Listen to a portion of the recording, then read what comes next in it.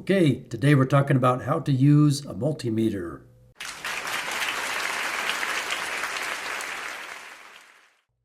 So this is a Klein multimeter, works great, not a paper motion, just what I use. And you can see the different symbols on the dial. First, we're going to check for AC voltage. So we're going to turn the dial to the AC symbol here. And you can see the little squiggly line, that means AC voltage. You can see the V is for voltage. You see that? Every meter manufacturer might be a little bit different, but the symbols are usually pretty universal. So we'll take our meter leads and we'll put our red meter in the hot slot and the black meter in the neutral slot. And you can see we got 123.7 volts. It's a 120 volt circuit, so that's good. And you see that? Then I'll move my black lead to the ground and keep my red in the hot. Still 123 volts. Now let's push the orange button and we switch to DC volts. You see that? We got a straight line and a dash line. That means DC volts. You can take DC like on a car battery or on a battery like this. So you got a positive and negative side. So I'll put my red meter lead on the positive side of the battery and my black meter lead on the negative side of the battery. If it's good, we should see 1.5 volts, and we do, it's 1.6. So that's how you measure DC voltage with the multimeter.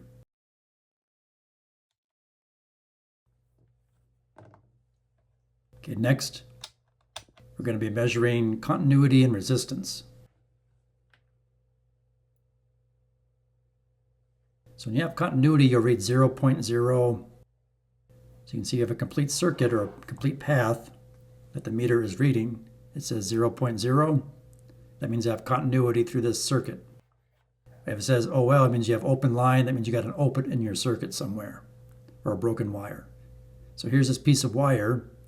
If I put my meter lead on either end, you can see we got 0.0. So we have continuity through this little wire. See how that works? Now we got open line because our meter leads aren't connected. So if you have a broken wire or you accidentally cut a wire, and then you go to test that wire on both ends, you can see you got OL. Because again, the wire is broken. There's an open in the circuit.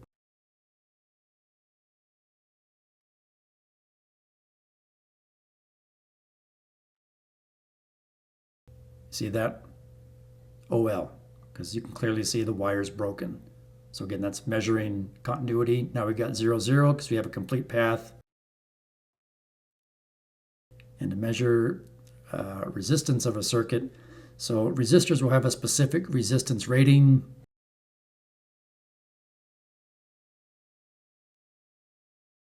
Usually measured in ohms, mega ohms. So you can see the little ohm symbol over on the right-hand side of the screen. So this wire has 0.1 ohms of resistance. Now if you want to measure and check to see if a capacitor is good, there is a capacitance setting on your multimeter. This one's 15 microfarads, 370 volt. So we're checking for the microfarad rating. There's a microfarad symbol right there.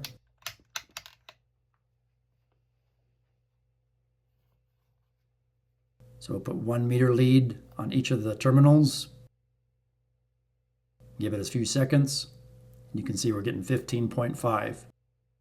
So this 15 microfarad capacitor is good. And you always want to short across the terminals because capacitors do store energy. You don't want to shock yourself. So before you handle a capacitor, make sure the power's off, short across the terminals. Next, I want to introduce you to a clamp-on amp meter. So this is a quick, easy way to check for amperage on a live circuit to see if you got too much amp draw or the right amount of amp draw or how much amp something's drawing. So I'm going to clamp my amp meter around the hot wire on this 120 volt circuit for this light bulb. So you can see we got 0, 0 amps right now. My meter is set to amps, you can see that. When I turn the power on, you can see it's measuring the amperage going through that black hot wire that the light bulb's consuming. It's about what, 0.21 amps, so about a quarter of an amp roughly. So that's how a clamp-on amp meter works. Clamp it around one of the hot wires.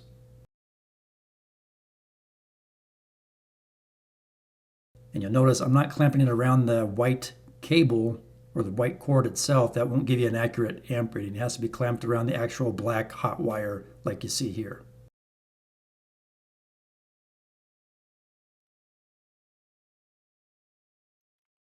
I hope you found this video helpful.